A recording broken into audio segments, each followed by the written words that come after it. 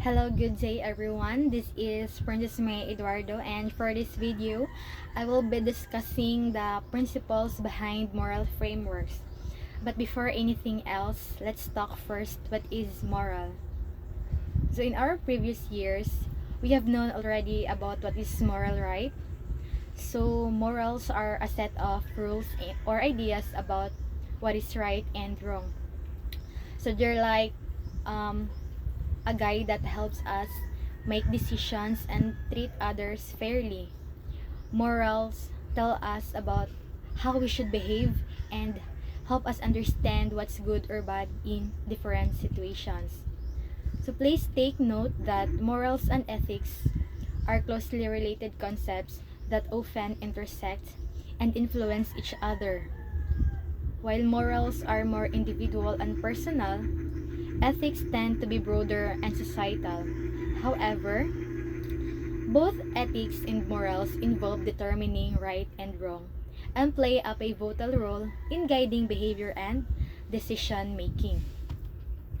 Talking about principles behind moral frameworks, this encompasses the foundational ideas that shapes our understanding of right and wrong. So these principles behind moral frameworks are like guiding rules that help us decide what's right and wrong. They're like different ways people think about how to be good or make good decisions. These principles help us understand how people see what's right or wrong and why people think that way. So in order for us to really understand moral framework, let us dig deeper on the five classification of moral frameworks. So we have first the virtue ethics, followed by the deontological ethics. Third is the utilitarianism. Fourth, the divine command ethics, and last but not the least is the ethics of care. So first, let us discuss what is virtue ethics.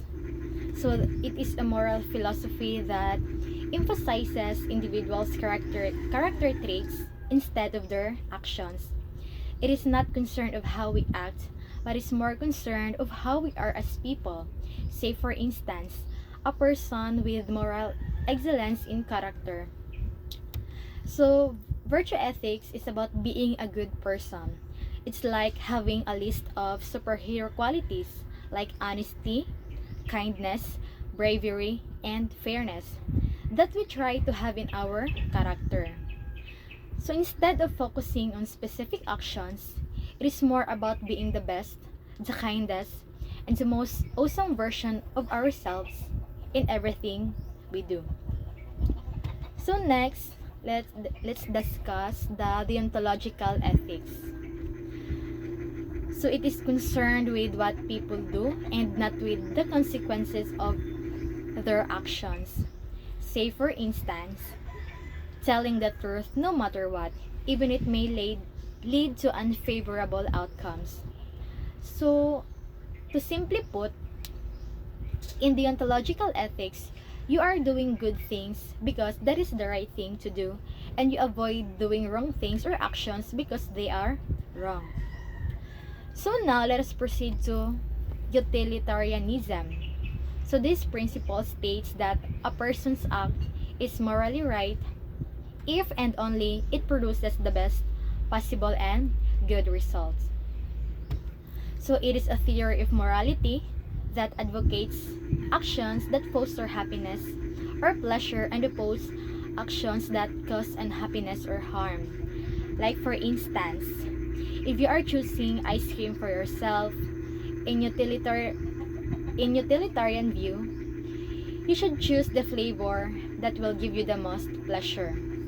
So in simple manner, in utilitarianism, an individual's actions are good or morally right if it promotes happiness, and it is bad or immoral if it tends to produce pain or sadness. So let's move on to the fourth framework, which is the divine command ethics. It is a philosophical theory that suggests that morality and ethical behavior are derived from the command of God. This principle argues that the foundation of morality is God's will. So, right acts are those that are in accordance with God's will.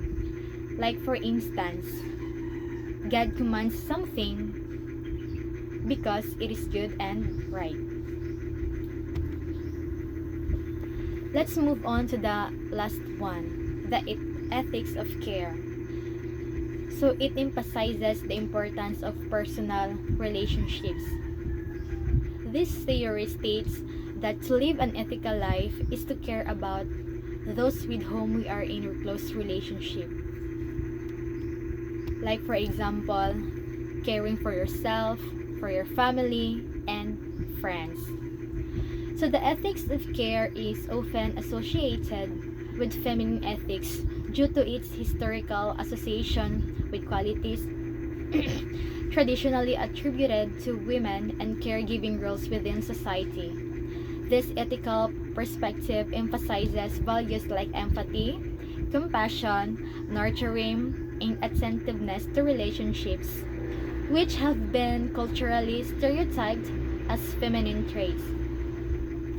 So, in conclusion of my report, at the heart of moral frameworks lie these guiding principles, guiding us on the path of goodness. These moral frameworks help us know what's right and wrong, and help us think about being good and making good choices. These principles are important because they guide us in how we should act and treat others in life. So that would be all for my report. Huge thanks for tuning in and lending me your ears. Hope you learned something. Bye-bye!